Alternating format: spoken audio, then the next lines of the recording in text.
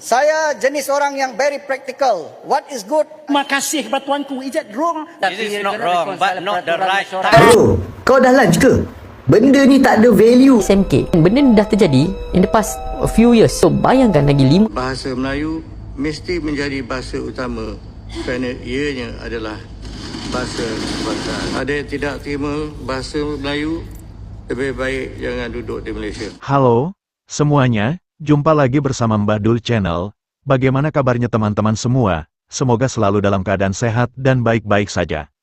Penggunaan bahasa rojak di Malaysia bukan sekadar tabiat, tetapi cerminan kepada struktur masyarakatnya yang unik.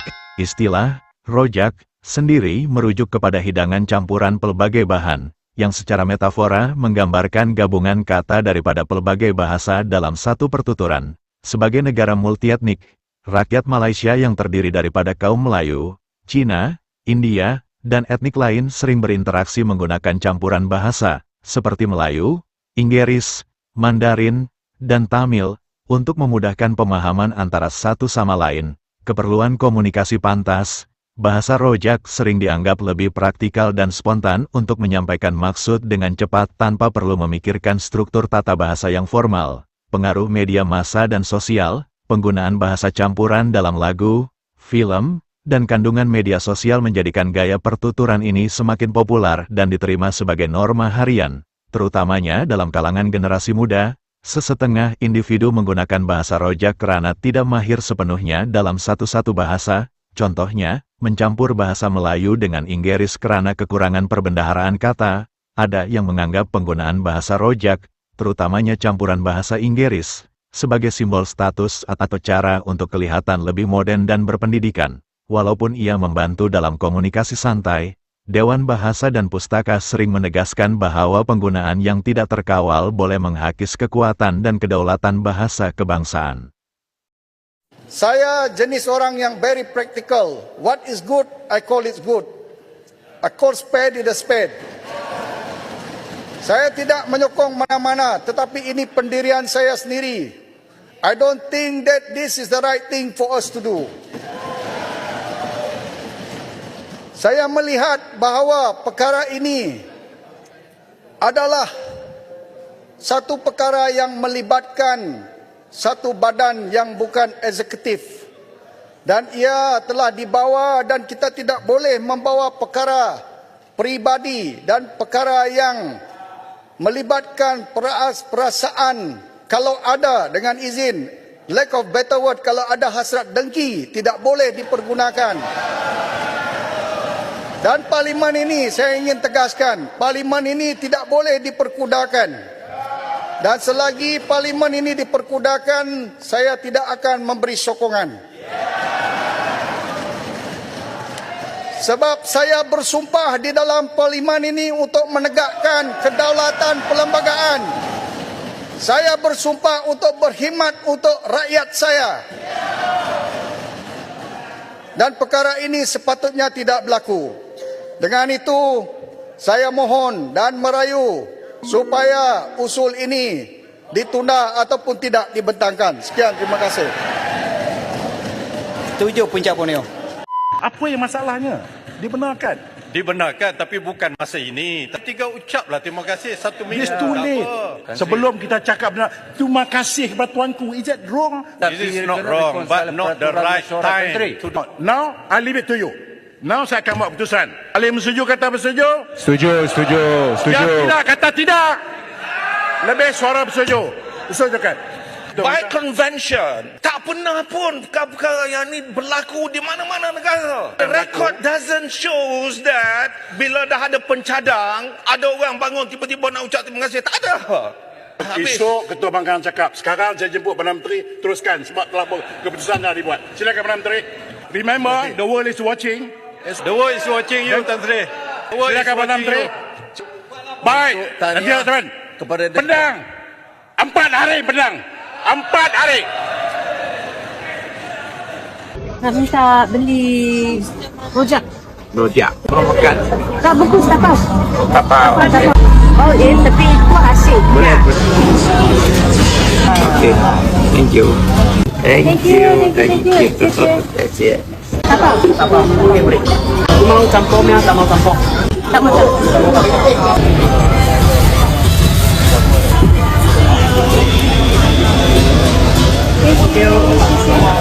Angkat kapal berojak RM8 and also pickled mango 10 ringgit. And uncle later I come back Okay, sauce separate kan? Sauce separate. Okay, Bro, kau dah lunch ke? Benda ni tak ada value lah. Perasan tak yang bahasa kita ni dah semakin rosak dan semakin rojak? Bukan rojak biasa tau, tapi sampai ke tahap kita sendiri pun tak boleh nak terjemahkan beberapa perkataan dalam Inggeris yang kita guna tu kan. Saya pun alami masalah yang sama tau. Jadi saya nak ajak kita semua untuk cuba kembali bertutur dalam bahasa Melayu sepenuhnya tanpa ada campur perkataan Inggeris. Tapi kalau nak cakap dalam Inggeris, cakap Inggeris sepenuhnya. Kalau kita selalu guna perkataan bro, kita tukar kepada saudara. Kalau perempuan, saudari. Kan sedap dengar tu. Kalau nak ajak makan tengah hari, kita selalu cakap jom pergi lunch nak. Kita ubah kepada jom makan tengah hari, atau paling mudah, jom pergi makan je lah. Kalau nak kata saya tak expect benda ni akan berlaku, kita cakaplah saya tak jangka benda ni akan berlaku. See you tukar kepada okey, jumpa lagi. Saya akui benda ni bukan senang, bahkan untuk saya juga. Tapi kita mampu membuatnya kalau kita nak selamatkan bahasa kita. Okey, selalunya saya sebut jangan lupa repost video ni kan. Sekarang ni saya nak kata, kalau anda bersetuju dengan saranan saya ni, kongsikan video ini seluasnya mungkin dan tuliskan pandangan anda di ruangan komen. Sekolah menengah kebangsaan didominasi oleh satu bangsa sahaja. Baru-baru ni saya balik ke ada satu sekolah tu lah, tak perlu disebutkan mana sekolahnya tuan-puan, sebab itu sekolah menengah saya sebelum saya masuk ke MRSM. Waktu saya masuk sekolah menengah, seriously still Muhibah. Ada India, ada Cina, ada Melayu, memang kautim lah, tak ada masalah. Sekarang ni kalau tak silap saya diberitahu sekolah menengah kebangsaan didominasi oleh satu bangsa sahaja. Orang Melayu bila masuk situ pun, masuk seminggu dua terus keluar dekat tempat lain. Kenapa? Bangsa tu bila masuk dekat dalam sekolah tu, nak cakap Melayu pun libang libu buat kata orang Perak. Dengan peralihannya yang dia tak boleh masuk dengan culture sekolah menengah kebangsaan. Lala sekolah menengah tu jadi sekolah jenis kebangsaan walaupun dia SMK. Benda ni dah terjadi in the past a few years. So bayangkan lagi 5-10 tahun saya dapat menjangkakan memang India, Cina, Melayu memang betul-betul terpisah. Kalau tak disolvekan hari ni, kalau kita bercerita tentang nak gabungkan antara Melayu, India, Cina, Kadazan, dia kena bermula daripada pendidikan sekolah tu. Tapi di mana fungsi kementerian yang menyebabkan sekolah ni betul-betul muhibah? Kalau sekolah tu tidak muhibah, kefahaman tidak dibentuk, semua saling membenci, macam mana nak memimpin negara? You have to use your mind. Bangsa mana nak memimpin tu? Satukan semua orang, bermula daripada sekolah. Dan saya kira pasti insyaAllah Melayu, India, Cina, Kadazan, Iban, Sabah, Sarawak tuan-puan, dia macam sup. Dalam sup tu ada daun sup, ada rempah ratus dia, kena ada ayam, kena ada daging ke, kena ada sup yang menyebabkan semua rempah ni dicampur bau sedap. Ini kalau sup tu air garam, sup tu tak sedap, tak sedap. Malaysia Allah dah bagi luar daripada lingkaran gunung berapi, luar daripada lingkaran gempa bumi. Masya Allah, Allah dah bagi nikmat super banyak kat Malaysia ni. Saya sokong kepada Muhibah dan saya sokong kepada kepimpinan mengikut kepada orang ahlinya, tapi semua tu kena bermula daripada sekolah. So saya harap ada berlaku perubahan lah, especially kat sekolah saya. Saya sedih sikit lah. Cuba tulis kat komen apa benda yang paling korang ingat waktu kat sekolah dulu. Tengok sajalah dekat Thailand, tengok sajalah dekat Indonesia, tak ada pun sibuk nak pleasekan pelancong-pelancong daripada sini menggunakan bahasa mereka sendiri. Tetapi kat Malaysia ni, kenapa pula kita nak buat macam tu? Malaysia lagi heboh nih, gara-gara papan tanda berbahasa Cina, DPR-nya Malaysia jadi panas. Kok bisa? Yuk simak sampai habis. Jadi guys, di Kuala Lumpur banyak papan nama toko atau iklan yang cuma pakai tulisan Cina. Nah, pemerintah setempat alias DBKL, kayak Satpol PP di Indonesia, langsung bergerak dan kasih ultimatum. Dalam 14 hari, papan tanda ini harus pakai bahasa Melayu katanya. Soalnya itu kan bahasa nasional. Tapi nggak semua setuju loh. Menteri Pariwisata Malaysia bilang, ini bisa bikin turis asing, terutama dari dari Cina kecewa dan malah ogah ke Malaysia. Tapi ada juga yang keras, kayak salah satu anggota parlemen yang bilang, ini soal jati diri bangsa, bahasa Melayu harus dihormati. Bahkan mantan Perdana Menteri Malaysia Mahathir Mohamad ikut angkat suara loh. Katanya dominasi tulisan Cina ini kayak nggak menghargai identitas nasional.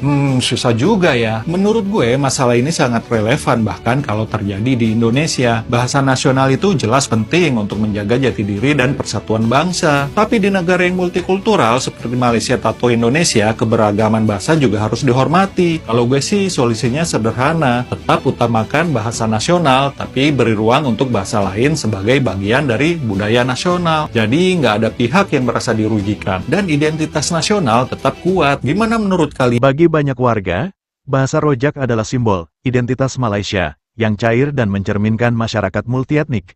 Tantangan dan perdebatan meski populer, penggunaan bahasa Rojak terus menuai kritik dari lembaga bahasa seperti Dewan Bahasa dan Pustaka atau DBP, dan yang di Pertuan Agong ikut menyinggung tentang berbahasa Melayu yang benar. Dia hingga berkata kalau tidak mau berbahasa Melayu, jangan tinggal di Malaysia. Dikhawatirkan dapat merusak martabat dan keaslian bahasa Melayu standar, terutama di ranah formal dan pendidikan. Jika nak buat sistem pendidikan yang baru, ianya mesti dibuat selari dengan dasar pendidikan kebangsaan. Dan bahasa Melayu mesti menjadi bahasa utama kerana ianya adalah bahasa kebangsaan. Oleh itu, sebarang usul untuk mengiktiraf apa juga sistem pendidikan lain mesti terima bahasa Melayu dan sejarah Malaysia. Kalau ada yang tidak terima bahasa Melayu, lebih baik jangan duduk di Malaysia.